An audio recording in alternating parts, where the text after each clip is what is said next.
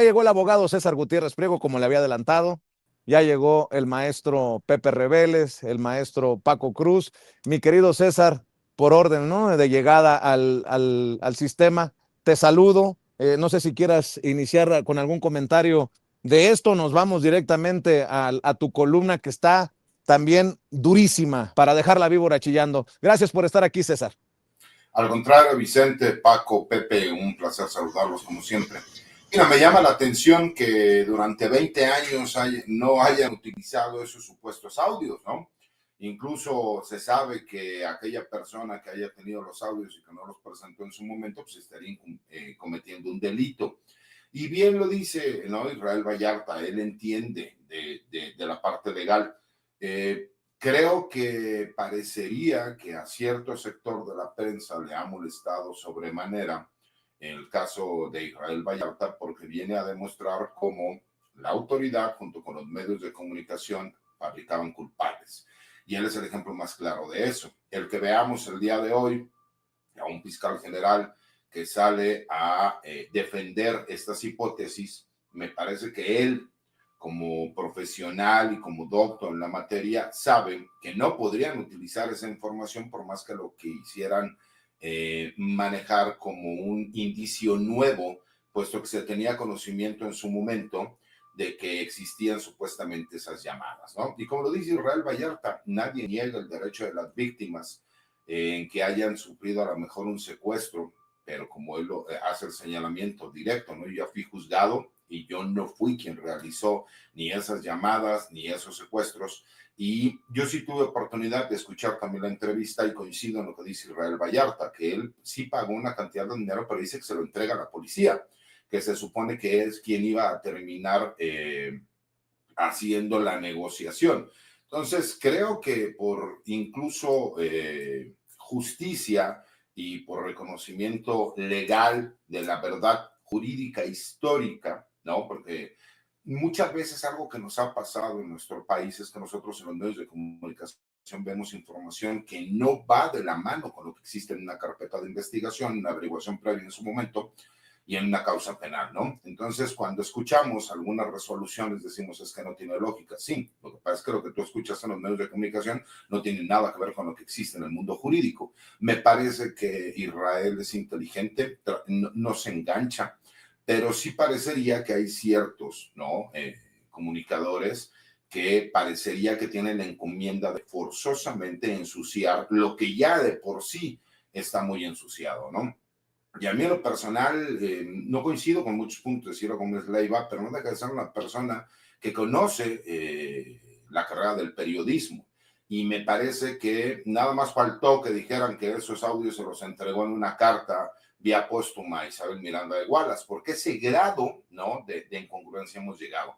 Me parece que Israel tiene que salir y ser muy claro, ¿no? Yo creo que sí ya llegó el momento en que pueda presentar una demanda, ¿no?, de carácter civil por daño moral, por seguir haciendo afirmaciones que en el sustento legal no existen. Ya hay una sentencia, esa sentencia fue absolutoria, y me parece que el mismo fiscal general de la República sabe y tiene conocimiento que sería una prueba ilegal el que se ofrecieran estos audios, porque quien supuestamente los tenía los hizo del conocimiento a un comunicador y no los presentó ante la PGR, ahora Fiscalía General de la República, y desde ahí está violando nuevamente un derecho. Y más allá de los que puedan pensar si Israel Vallarta es inocente o es culpable, él ya fue juzgado ante una juez federal y él ya fue absuelto de todos los delitos. Y al haber sido absuelto, como nunca se violó o nunca se pudo superar la acusación que hubo en su contra, él es inocente. Nos guste o no, en términos legales, él es inocente. Y me parece que él tiene que luchar por eso y por ese legado, ¿no? Porque después de estar casi 20 años en prisión, que ahora quieran venir a ensuciar la resolución, que como él mismo lo dijo, a mí me sorprendió de buena manera porque yo siempre he sabido de mi inocencia, pero no pensé que también en el ámbito jurídico alcanzáramos en este momento, ¿no?, la absolución. Él ya lo consiguió, entonces tú no puedes acusar a alguien de secuestrador cuando él ya fue declarado no culpable e inocente, ¿no? Porque nunca se le pudo comprobar la culpabilidad. Y me parece que él sí está en su derecho a hacerlo valer. Y me parece que también es importante porque se tiene que mediar la parte entre lo que es una opinión y lo que es una aseveración. Y me parece que él tiene el derecho y la obligación de hacerlo.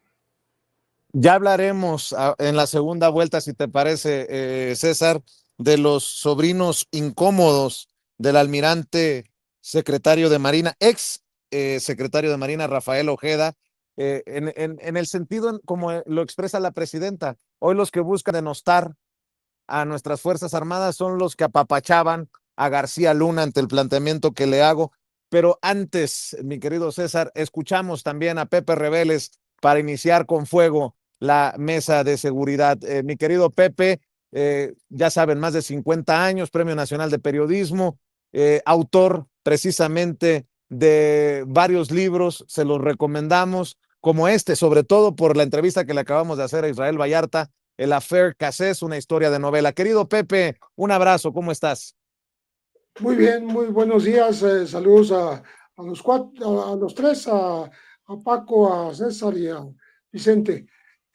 Mira, me parece a mí que el hecho de que, como tú dices, no le presentó estos audios a la autoridad, sino a un periodista como Ciro Gómez Leiva, pues ya es una ilegalidad, por un lado. Y por otro lado, hay que recordar que durante el proceso que se le hizo a Israel, se examinaron entre 12 y 14 audios de presuntos extorsionados que decían que la voz que les pedía el dinero de un rescate de ciertas víctimas era la de Israel Vallarta.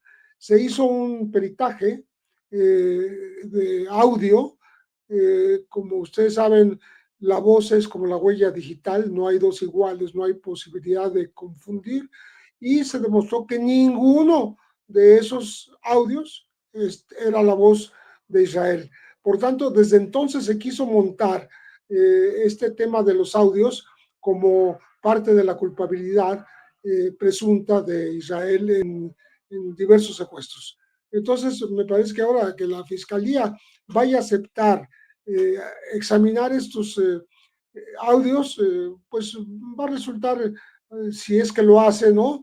Una pérdida de tiempo, porque es muy fácil deducir que obviamente si existen estos audios, no son de la persona a la que se le quiere atribuir, que es Israel Vallarta. Y otra cosa, obviamente, como tú dijiste al principio, Vicente, Emanuel Stills demuestra hasta la saciedad en su libro El Teatro del Engaño cómo Ezequiel Lizalde y toda su familia, ¿no? Incluyendo la mamá y el papá, estaban metidos en temas muy complicados, y ahí sí hay audios, ahí sí hay revelaciones, incluso de la ex esposa de Ezequiel Yadir Lizalde, Pavlova se llama, en donde escuchó llamadas telefónicas mientras ocurría este presunto secuestro, y ahí hablaban con la gente que había tenido que ver con el secuestro cuando ya estaba detenido Israel Vallarta. Y por lo demás, este muchacho Ezequiel Lizalde fue muy manipulado por la señora Wallace. Ella lo llevó de la mano a la Suprema Corte a decir que eran unos corruptos y demás cuando liberaron a Florence Cassés en 2013, y él obedecía lo que la señora le indicaba. Entonces, como bromeaban por ahí, a lo mejor la señora Wallace habría entregado estos audios antes de morir a Ciro Gómez Leiva. Pero bueno, más allá de esto, se sabe que Ezequiel Lizalde se hacía pasar como secuestrado en algunos eh, pues retenciones de personas, y él se hacía pasar como rehén para estar escuchando porque le convenía hacerlo así, dado que él proviene de una familia de secuestradores, ni más ni menos. Entonces, por otro lado, parece absurdo la cantidad de dinero que dice que le pedían, que eran $5 millones en aquella época, que no tienen ninguna razón de ser para una persona de clase media que tenía, que administraba un billar en Chalco, ¿no? Eso otro de los elementos. Y bueno, lo de toda la vida, que siempre le estuvo mostrando a la prensa una pequeña manchita, una petequia, le llaman los médicos, que es una como peca pequeña, donde decía que estaba el piquete de la hipodérmica, de la aguja con la cual Florence lo había picado para cortarle un dedo. Todo el mundo sabe que la hipodérmica no te deja una mancha durante meses y años, como quiso mostrar Ezequiel Elizalde, un consumado mentiroso. Entonces, todo esto no tiene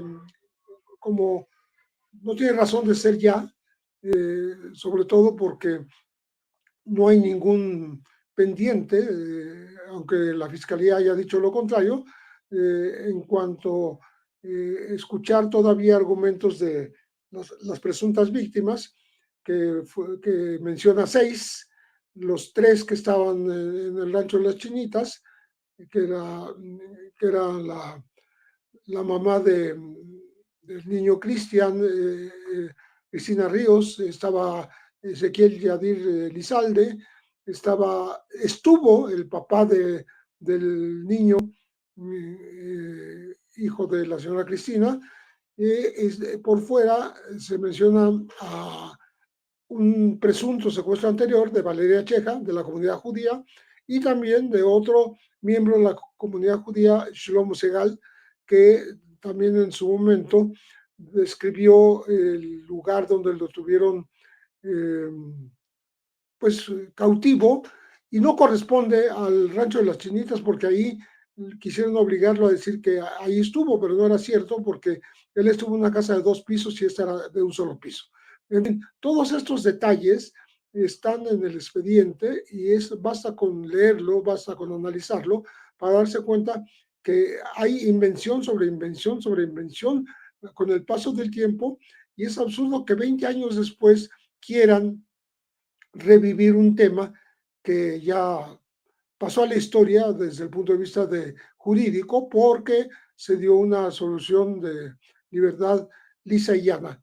Y tiene razón Israel en pensar en demandar por una cuestión ya personal a personas que lo siguen llamando secuestrador, cuando la verdad histórica ya es otra. Entonces, creo que ahí estamos hablando de la posición de Ciro Gómez Leiva. Así es. Déjame saludar a Paco, al maestro Paco Cruz, más de 47 años en el periodismo. También para arrancar, Paco, escucho tus comentarios. Vicente, César, Pepe, un abrazote.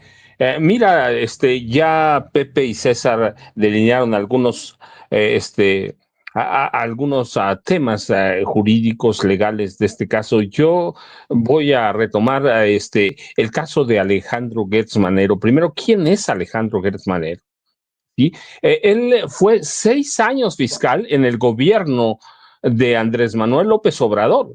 Tuvo todo ese tiempo para conseguir toda esa información que además estaba disponible. Pero Alejandro Gertz Manero lo que demuestra con este caso, lo que siempre hemos dicho, es un tipo que tiene intereses políticos definidos, que está actuando en complicidad con algunos personajes que tuvieron que ver en este caso. Es un hombre rencoroso, es un hombre vengativo, es un personaje que siempre ha tenido intereses políticos con otros grupos, así que hay que ver esos intereses de Alejandro Gertz Manero. No es la primera vez que lo decimos, Vicente, en este caso, en muchos casos, es un fiscal que debió haber visto todo ese caso, pero está enojado porque ya no pudieron alargar más el caso. Él dice, pues no se vayan contra nosotros, váyanse contra el juez, cuando sabemos que la fiscalía interpuso una serie de recursos justamente para retener o para mantener preso en las peores condiciones a Israel Vallarta. Así que hay que ver quién es el fiscal, qué está haciendo, a qué intereses sirve. No es un fiscal que haya aplicado el ejercicio de la ley en lo que él le corresponde, bien. Tú hablabas con Isaac de Paz antes de Israel. Isaac de Paz decía, de nada sirve que vayamos a tener o tengamos ahora jueces, magistrados y ministros muy decentes que apliquen la justicia si el Ministerio Público no funciona, no opera. Todos sabemos cómo hace o investigan los casos que les interesan, que les pueden dejar algo o no investigan. Así que cualquier fuente pública que tengas, a cualquier fuente, lo vivimos 6 años con López Obrador y siempre lo dijimos, ¿por qué lo nombró López Obrador? ¿Algún interés, algún favor que le hizo al expresidente, que también se equivocó, va en algunas ocasiones, hay que decirlo, y Gertz Manero es un error? Es un tipo que se ha equivocado en todos los casos que le convienen, en los que le conviene equivocarse. Así que presentar o recibir una prueba después de 20 años, cuando él fuese, mira, si no hubiera sido fiscal, está bien. Si no hubiera sido, pero él fue fiscal general de la República, fue procurador, él nunca ha sido un personaje transparente. Recordemos el caso de Julio César Chávez Jr., tuvo oculta una investigación. Sí, porque yo lo dije en su momento, por arreglos que tenía con Julio César Chávez a papá.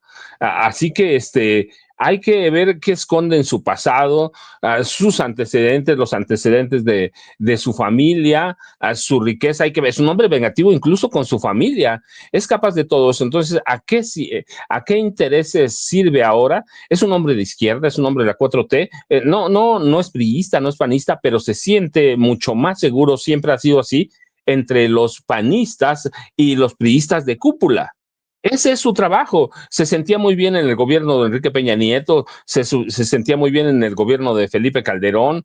Es un personaje clasista, aspiracionista, dedicado a acumular capital. Así que hay que ver ese trabajo de Gertz Manero. Está haciendo un trabajo muy oscuro, está haciendo un trabajo que demuestra lo que hemos dicho por años de él. No es que lo hayamos dicho hace 3 días o cuando se fue López Obrador. En el gobierno de Andrés Manuel López Obrador decíamos, la Fiscalía General de la República no está cumpliendo.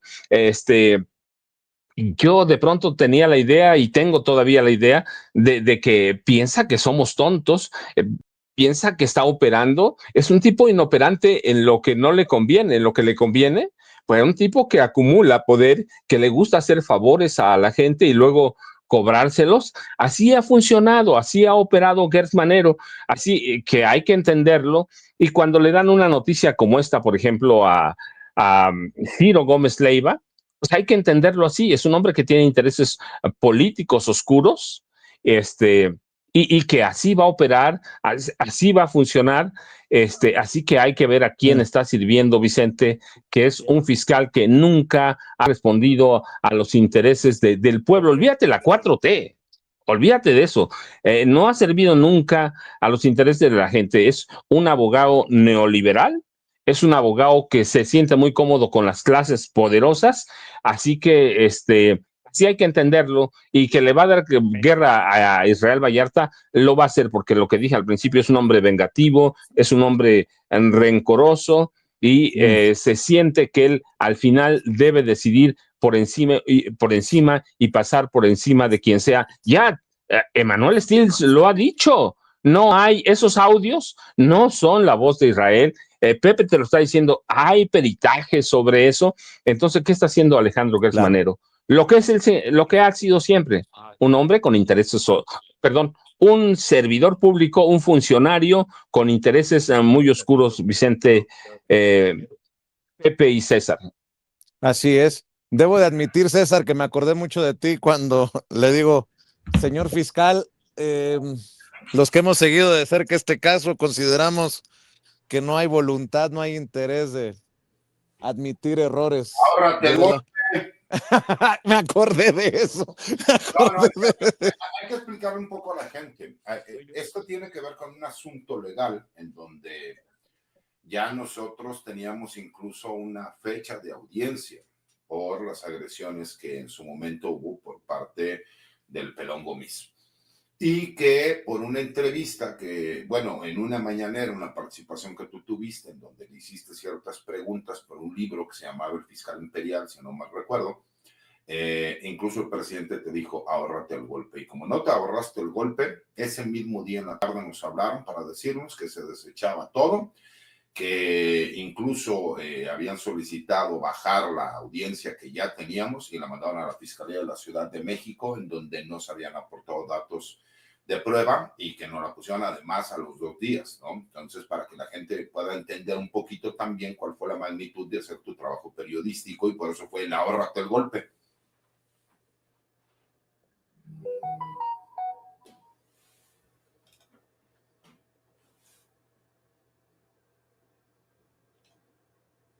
No se escucha, Vicente. Perdón. Durísimo el golpe, pero al huachicol fiscal por los sobrinos políticos del exsecretario de Marina, lo que te ocupa en la columna que publicas en La Silla Rota, mi querido César, y como siempre me gustaría mencionar algunas cosas por lo fuerte, ¿no?, del tema. Los sobrinos incómodos del almirante secretario. ¿Sería acaso que los sobrinos del almirante secretario eran incómodos y no podía o no sabía cómo controlarlos? La detención de elementos de la Marina, en especial la del vicealmirante Manuel Roberto Farías Laguna, ha causado gran revuelo en esta red de contrabando de hidrocarburos que ingresaban a nuestro país de forma ilegal, utilizando documentos falsos, alterados o simplemente cambiando los productos que ingresaban al país para liberarlos del pago de impuestos. Pero no es tema que se desconociera al interior de la Secretaría de Marina. Incluso a los hermanos Farías Laguna se les conocía como el clan Farías, ya que se señala que llegaron a tener el control de la Secretaría de Marina desde puestos de importancia como la Secretaría Particular del subsecretario de Marina, José Luis Arellano Ruiz, a quien este mismo grupo apoyaba para ser candidato a la titularidad de la CEMAR. No leo más para que nos des tú también detalles, César, pero hoy la presidenta, bueno, también Omar García Harfuch, el secretario de Seguridad, destacan que por transparencia y por beneficiar al país, se dan a conocer las investigaciones y las detenciones, que no es básicamente la putrefacción de las instituciones de seguridad del país, sino atrapar a las manzanitas podridas. Mi querido César, escucho tus comentarios en relación a esta columna durísima que escribes en La Silla Rota. Mira, Vicente, lo que pasa es que creo que es sumamente importante que se tenga precisión en esta investigación, y más por el hecho de que estamos hablando de altos mandos navales los que se encuentran involucrados. ¿Por qué hago yo el comentario y por qué lo digo así? Pues porque el almirante Ojeda, si algo tiene, es que era una persona con un carácter fuerte, que incluso era el clásico almirante secretario que estaba en todos los temas, que llegó a tener una confrontación fuerte con el secretario de la Defensa Nacional. Tan es así que el expresidente Andrés Manuel López Obrador dividió las funciones que tenía que realizar la Secretaría de la Defensa Nacional y la Secretaría de Marina. Por eso yo hago el señalamiento, ¿no? Si el fiscal general de la República menciona que hace cerca de 2 años el almirante Ojeda se acercó a él para darle información y solicitar que se iniciara una investigación por esta problemática que estaba sucediendo al interior de la Secretaría de Marina, pues obviamente tendría que empatar también con la denuncia que se presentó ante la Fiscalía General de Justicia Militar, porque el almirante Ojeda sabe y conoce cuáles son los reglamentos y leyes militares y navales. Y me parece que hasta el momento, de acuerdo a la información que se ha publicado, no existe esa denuncia que se haya presentado ante la Fiscalía General de Justicia Militar. Y segundo, pues se habla de un clan, incluso el clan Farías, en donde se menciona que llegaron a tener tal poder estos hermanos que incluso ellos eran los que llevaban mano respecto a los ascensos que iban a haber por parte de oficiales, capitanes y almirantes, lo cual pues, es sumamente grave porque pues, se fue conformando un grupo de poder que algunos de ellos, pues hoy están mencionados dentro de las personas que fueron detenidas porque coincide que fueron ascendidos en ese tiempo, y además ambos ascendieron en el sexenio del almirante Ojeda. Entonces me llama la atención el hecho porque sabiendo lo meticuloso que era el almirante Ojeda, sabiendo que presentó una denuncia ante la Fiscalía General de la República y sabiendo que incluso tenía información hasta de elementos de la Armada de México o de la Secretaría de Marina que llegaban a hacer algún comentario en algún medio de comunicación o en algún video para redes sociales que ordenó arrestos e incluso consejos de honor, se me hace poco probable que él no tuviera conocimiento sobre este hecho, lo cual me hace pensar que entonces, muy posiblemente, él no tenía la capacidad para ir en contra de estos sobrinos que se convirtieron en sobrinos incómodos. Eso no quita que ahorita estamos hablando de una acusación, todavía no tenemos certeza y no sabemos hasta qué nivel de involucramiento exista por parte de mandos navales. Lo que sí queda claro es que no se puede manchar el nombre de la institución, de la Secretaría de Marina, porque además vemos al almirante Raimundo, que es el actual secretario de Marina, quien de forma sí se ve que le duele cuando están hablando el sábado en esta conferencia de prensa que se da, señala que reconocen que existe corrupción al interior de la Marina, pero que no será tolerada. Y me gustó mucho la actitud del gobierno de México, decir caiga quien caiga y tope hasta donde tope, ¿no? No lo dicen textualmente así, pero sí hablan de caiga quien caiga. ¿Por qué? Porque si bien es cierto, quieren salir a lavarle la cara al almirante Ojeda, como lo hemos señalado en su momento, ¿no? Hay delitos de acción y hay delitos de omisión, y por lo menos por omisión sí existiría responsabilidad por parte del almirante Ojeda. Trato de ser cuidadoso incluso con los temas, porque a mí siempre se me liga más a la Secretaría de la Defensa Nacional o Defensa, como se le conoce ahora, que a la Secretaría de Marina, y que se pudiese pensar que yo tengo algún interés o que alguien me dice que lo que tengo que decir. Yo te puedo decir, Vicente, que durante toda mi vida, a lo mejor mi problema es que he sido demasiado imprudente y siempre he dicho lo que pienso, pero lo digo pues, con conocimiento de causa y lo fundo y lo motivo, ¿no?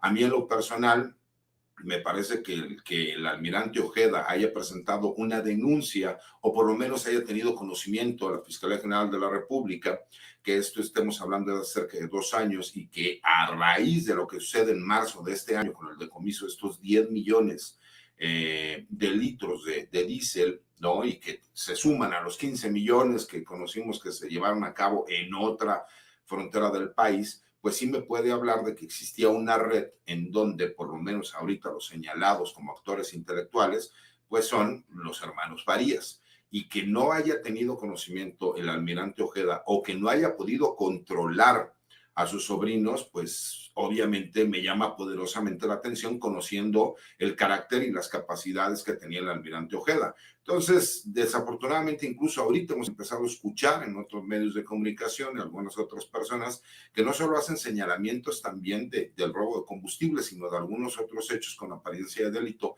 y que creo que la Fiscalía General de la República, la Armada de México y el Gabinete de Seguridad tienen que ser muy cuidadosos porque no pueden dejar lugar a dudas respecto a lo que está sucediendo. Y además que me parece que vamos a ver también en Estados Unidos a un sinnúmero de autoridades y de empresas que participaron, por supuesto, en este robo o huachicoleo fiscal. Y para que la gente lo pueda entender, ¿qué es el huachicoleo fiscal? Esto es muy sencillo.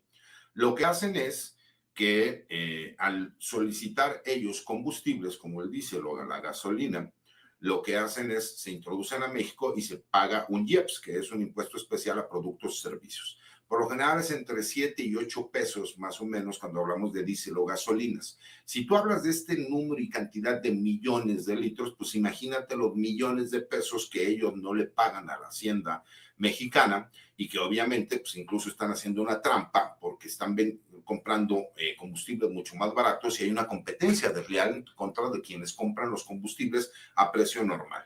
Entonces ahí es donde hay un primer punto y lo que hacían era utilizar obviamente documentos que falsificaban, y ese es el grave problema de este delito, que eran documentos oficiales pero con información falsa. ¿Por qué? Porque tú veías toda la documentación y la documentación original, firmados por los funcionarios que tenían que realizar y con el trámite que se tenía que llevar a cabo. Pero, por ejemplo, los aceites no pagan, no tienen una imposición arancelaria como si lo tiene el combustible. Entonces decían que eran aceites, los cuales no tenían que pagar impuestos, pero pues, cuando tú cuadras los números, pues te das cuenta que no coincidía el hecho de que trajeran tantos millones de litros, ¿no?, de aceites y que pues obviamente lo que estaba haciendo era fiscalmente contrabando, donde no pagabas impuestos, para venderlo en territorio nacional. Y eso me parece pues, que causa un grave daño a las finanzas del país, pero que además se fue extendiendo a muchos estados de la República, al grado que ya vemos empresarios también, empresas de políticos, ¿no? Que incluso en su momento alguno de ellos he señalado, un exgobernador panista de Baja California, el cual se menciona que viene en estas investigaciones, pero que el día de ayer incluso autoridades federales confirmaron que todavía no existe una orden de aprehensión, sino que se está solicitando apenas. Entonces, creo que esta entramada, si no se tiene cuidado, si no se hace una investigación seria, si no se hace público toda la información, pues nos va a dar pie a que sigamos escuchando ciertas narrativas. Sí te puedo decir que en próximas semanas vamos a escuchar también por parte de los Estados Unidos, porque gran parte de ese dinero llega y se queda en Estados Unidos e ingresa al sistema bursátil norteamericano, y que de la forma en que se ha estado trabajando coordinada, pues vamos a ver resultados, ¿no? Y bien por el gobierno de México, bien para la doctora Claudia Sheinbaum, que esto va a ser tope hasta donde tope y caiga quien caiga, no se va a proteger a nadie. Y ni siquiera una institución que es tal vez una de las instituciones más reconocidas y valoradas por su integridad, como es la Armada de México, porque el que ciertos altos mandos hayan tenido un actuar corrupto no significa que la institución sea así, y me parece que ellos mismos están contentos con el cambio que hubo en cuanto a la investigación interna que se tenía que realizar. Nada más que hay que recordar algo, no puede existir nada más una investigación interna, porque tenemos que ver cuáles son los medios de control. Entonces yo no dudo que esto termine incluso con una comisión que se haga en el Senado o en la Cámara de Diputados, porque pues esto nos habla de que ciertas personas pueden llegar a ciertos niveles dentro de una institución y pueden crear, ¿no?, un grupo que puede operar como pues un grupo de delincuencia organizada, en donde pues van a tener control sobre todo este tipo de sucesos, y que pues afectan pues obviamente fuertemente las finanzas en nuestro país, porque eso es el huachicol fiscal, y eso es lo que causa un menoscabo durísimo a las finanzas públicas del país. Aprovecho para pedirte tus redes sociales, mi querido César, por si tienes que correr, porque sé que andamos complicados de tiempo, ¿no? Sí, traigo 40 minutos de retraso para algunas cosas por ahí, pero no te preocupes. Aunque ande fallando tu micrófono, estamos a mano, no te preocupes. No te preocupes, yo aquí con señas puedo hacer que la gente nos escuche bien, ¿no? Y aparte con mis gestos, con eso. No, los invito a que me sigan en mi cuenta de X, anteriormente Twitter, que es @sargutiprim, que me acompañen en las videocolumnas que subo, a mi cuenta de TikTok, que es @sargutiprim, y a mi cuenta de YouTube. Ya somos más de 100,000 en X y ya somos más de 100,000 en TikTok. Y obviamente que me sigan todos los martes aquí en Sin Censura, que siempre es un placer estar contigo, con Paco y con Pepe, que no me lo pierdo por nada, porque aunque ya sabemos que el buen Pepe Rebeles no tiene cuenta de redes sociales, yo sigo esperando poderlo convencer, porque creo que sus aportaciones serían muy importantes. Muy bien, mi querido César, te mandamos un abrazo. Querido Pepe Rebeles, voy contigo para escuchar tus opiniones de esto que dijo la presidenta ante el planteamiento de tu servidor hace un rato en la mañanera. Esos mismos que están intentando denostar a las Fuerzas Armadas son los que apapachaban a García Luna.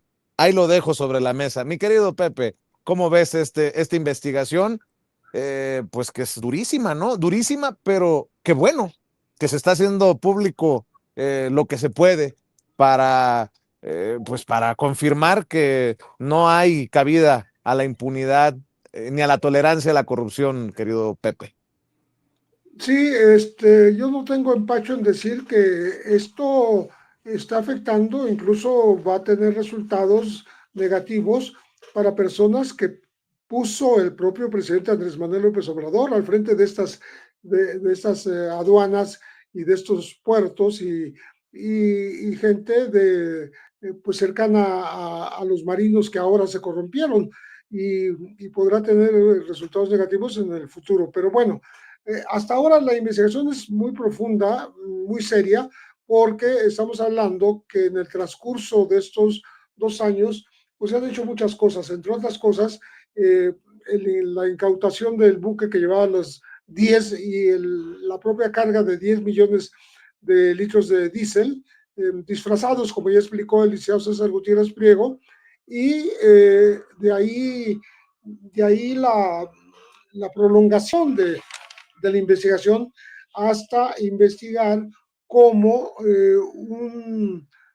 según el diario Reforma, hay un testigo protegido cuyo nombre proporciona que es el capitán Alejandro Torres Joaquín, el cual era director de las aduanas de Tampico entre 2023 y 2025, y que permitió la entrada de 14 buques cargados de combustible ilegal, y cada vez que entraban eran casi $2 millones lo que le aportaban, ¿no? Era 1.750.000, y él se quedaba casi con todo ese dinero porque muy poco lo repartía entre 6 de sus colaboradores, aunque decía que eran 12, ¿no? Fueron 6 nada más los que se beneficiaron con estos sobornos ya admitidos ante la Fiscalía, donde, repito, es un testigo protegido. Ya hasta el momento no es solo la Fiscalía, no es solo aduanas, ha entrado la Procuraduría Fiscal, el SAT y la Unión de Inteligencia Financiera, y han congelado, han asegurado cuentas por cientos de millones de pesos, propiedades y vehículos vinculados a este huachicoleo, ¿no? En el momento eran 190 contenedores y otros vehículos, pero son muchos otros más que localizó la autoridad y ya los tiene en la mira. Hay otro caso a destacar en el asunto, en que él ha producido varias muertes. Esta operación de delincuencia organizada que consiste en este huachicoleo y que afecta a las finanzas nacionales porque se evaden los impuestos, pero hay un empresario que fue llamado en su momento el rey del huachicol, fue asesinado. Sergio Carmona fue asesinado en Nuevo León ya hace algunos meses, y después fue asesinado el Ernesto Vázquez, que era el delegado de la Fiscalía que investigaba en Tamaulipas estas denuncias por huachicol. Después también asesinaron a Magali Janet Nava Ramos, que era la delegada de la Fiscalía General de la República en Colima, también relacionada con este tema. El contraalmirante Fernando Rubén Guerrero Alcántar, que fue quien denunció a los hermanos Farías Laguna, la corrupción de ellos y los sobrinos del exalmirante Ojeda, también fue asesinado en Mazatlán. Y en las últimas horas nos enteramos del aparente, o así se presentó, el aparente suicidio de Abraham Jeremías Pérez en Altamira, Tamaulipas. Entonces estamos hablando de algo que, además de afectar económicamente al país, además de producir muchos millones de dólares y pesos, según el lugar, en las aduanas o en donde se presentan las descargas de los buques con huachicol, están estas muertes violentas y el presunto suicidio de Abraham Jeremías. Entonces, creo que nos va a llevar todavía tiempo desentrañar todo el tema del huachicol, porque lo mencionó el licenciado César Gutiérrez Priego, no nada más son estos 10 millones de litros de diésel, son otros 15 que fueron capturados en Baja California, porque Baja California, Tamaulipas, Sonora, son entre otros puntos los que están conectados a una red que pues resultó de las más organizadas y corruptas para cometer estos delitos, que además conllevan homicidios o conllevan muertes, incluyendo ese suicidio. Querido Pepe, yo también te agradezco por estar todos los martes en esta mesa. Yo sigo recomendando tus libros, Necropolítica y Narcogobierno, Nuevas Dinámicas de Poder en México, y obviamente el Affaire Cassés, una historia de novela sobre el tema Israel Vallarta y Florence Cassé. y pues sigo como César esperando algún día poder dar tus redes sociales, querido Pepe Rebeles, Premio Nacional de Periodismo, orgullosamente parte de esta mesa de seguridad. Gracias, Pepe, por Muchas estar gracias, acá. Vicente. Gracias, saludos a Paco, saludos al Liceo César. Precisamente vamos a cerrar con Paco Cruz. Te toca, maestro. Vamos a cerrar con tus comentarios sobre este caso o sobre el que así consideres que es el gran escándalo por el huachicoleo fiscal y por el nivel de personajes que han caído. No, Vicente, mira, no, creo que también hemos dejado de lado, porque no se dio aquí la información de la DEA sobre la caída de 617 presuntos integrantes del grupo del cártel de Sinaloa, un operativo que en varios días confisca o incauta 10 toneladas de drogas. Lo hace justamente cuando el Mayo Zambada y cuando Ovidio Guzmán López se han negociado con las autoridades. Es un golpe bastante fuerte, si es un comunicado oficial de la DEA, así que lo que hay que preguntarse ¿es esto resultado de las delaciones del Mayo Zambada, de Ovidio Guzmán López? ¿Por qué lo digo, Vicente? Pues porque primero, solo ellos conocían la red internacional de tráfico de drogas en 40 países del cártel de Sinaloa. Ellos la formaron, la conformaron, saben a dónde están. Ahí la DEA no pudo haber dado con eso sola. Es un golpe muy fuerte al cártel de Sinaloa y solo hay una explicación. Esa red es de 40 países con tantos detenidos, 617 presuntos integrantes del cártel de Sinaloa. Pues ¿quiénes tenían los nombres? ¿Quiénes sabían a dónde operaban? Ovidio e Ismael Zambada García, el Mayo y el ratón, el Chapito Ratón. Yo digo, hay elementos para advertir que han empezado a hablar, que han empezado a delatar. No es difícil que mañana o pasado delaten también los escondites de Iván Archibaldo, Jesús Alfredo, Guzmán Salazar, hijos del Chapo Guzmán, de Ismael Zambada Sicairos, hijo de El Mayo Zambada. Una vez que te conviertes en testigo, protegido, colaborador, tienes que darles información. No es de gratis, que te vayan a proteger en Estados Unidos. Así que 600 elementos del cártel de Sinaloa operan en 40 países, tiene 25,000 empleados, es lo que calculan. Lo más serio, en todo el mundo tiene influencia el cártel de Sinaloa en 100 países, produce cocaína en las selvas colombianas, hoja de coca, procesamiento para procesar cocaína. Entonces es un golpe bastante serio y yo digo, esto hay que atribuirlo a quien al Mayo Zambada y al ratón Chapito. 617 arrestos, 480 kilogramos de fentanilo, 714,707 pastillas falsificadas, 2,209 kilogramos de metanfetamina, 7,400 kilogramos de cocaína y 55 kilogramos de heroína. ¿Quién conoce eso? Los informes los tienen el Mayo y el ratón, y falta todavía la red de lavado de dineros que ellos conocen también. Y es parte de ellos, de la estructura del Mayo y de los Chapitos. Conocen también la estructura de los traficantes de arma. Confiscaron por lo menos 511 millones de dólares, 51 millones en bienes, armas de fuego, 420, pero yo digo, esto hay que darle por lo menos el beneficio de la duda de que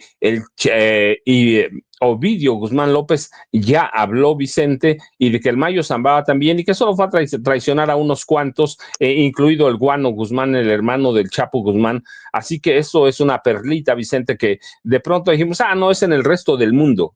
Sí, pero en el resto del mundo en el que opera el cártel de Sinaloa con apoyo de la DEA, claramente. Así que ese es un tema, Vicente. Yo ya sabes, @Paco Cruz Jiménez en X, antes Twitter, Francisco Cruz Jiménez en Facebook, y nos vemos mañana tempranito. Un abrazote, Pepe, un abrazote, César. Nos vemos mañana, Vicente, temprano.